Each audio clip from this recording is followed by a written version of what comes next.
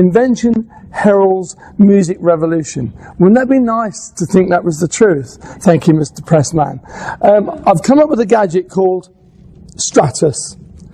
David related to the word stratospheric, and that's where every brass player, most musicians want to play the high notes, and so the stratus is the beginning of the word stratospheric. I'm going to refer to some of the notes in my leaflet here because a lot of sleepless nights and hours have gone into this, and it says here, a unique training aid for both student and professional brass players, helping you reach new heights in your playing ability. Not necessarily high notes, but ease of playing through whatever you're playing. Of all the orchestral instruments, the brass family requires the most complex control of muscles and breath. I think Dave's alluded to that all the time. One of the most natural reactions of giving a kid a brass instrument is go, yeah! And they all still want to press, you know. So this gadget here, right, so it comes in a box. I'm now taking a little bag out of the box, but it's got the chin rest in.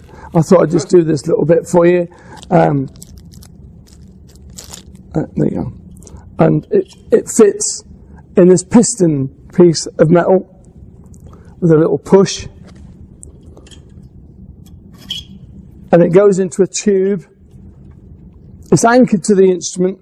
I've got mine on my lead pipe because I to demonstrate I used a lot of different mouthpieces.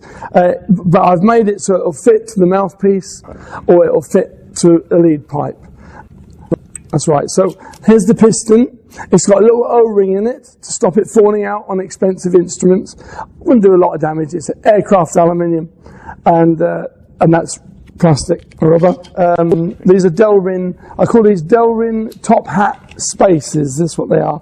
And I've had some that made there, but because so many players play Bach mouthpieces, the shop seemed to have gone for a standardization. Anyway, so here we are. So I'm now going to explain about taking the weight off. With everything new, it's got new feelings and it sets off new synapses, etc., etc. So I start showing people almost as it's just touching the chin. So it's in line with the mouthpiece. And then I say to him, if I've got time, I say, are you working on anything at the moment? Yeah, I'm working on such and such a piece. Okay, well, is there a difficulty bit in that? Yeah, it's grade 7, whatever. I said, well, play me a bit of that then. And then what I do, I start moving it further away. There's a spring in here, just to sustain the impact. So I'm just going to do fiddle out. See, I'm already further away. My mouth is coming off already.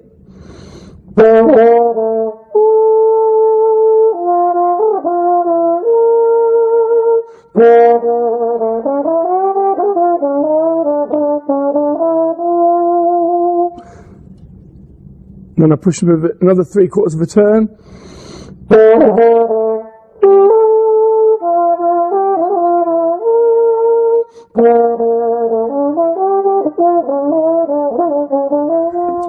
So you can see I'm pushing my chin further away. And by this, we've taken all the weight from there to here. To let the lips do what they do, like Dave alluded to. They vibrate. They create the note. This is not the instrument. This is the instrument. This is just an amplifier. This is even worse, what I'm going to play you now.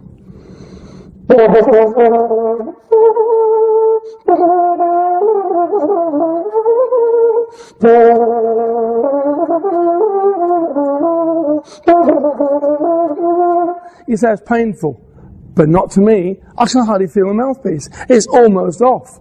So you tell the student to roll the chops, to let the blood in, to have to be careful, there's doctors in the audience. I call it the capillaries. I think the more blood can get in there, the more strength there is. So while I'm talking to you, that's what's happening now. The brain's had the core, we need more blood there. And this pressure pushes the blood away. So the blood keeps going to the muscle, and the muscle says, you can't get in, pal. We've got pressure on here. So now I've taken the pressure off, the blood can get into the capillaries, strengthen the muscles, and hopefully I can give you a better demonstration. I want to play you a different tune now.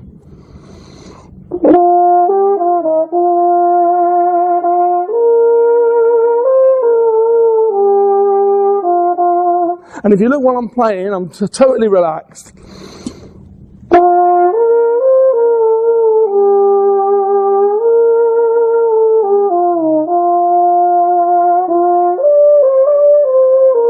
And there's hard, I mean, you know how them notes are. There's no mark.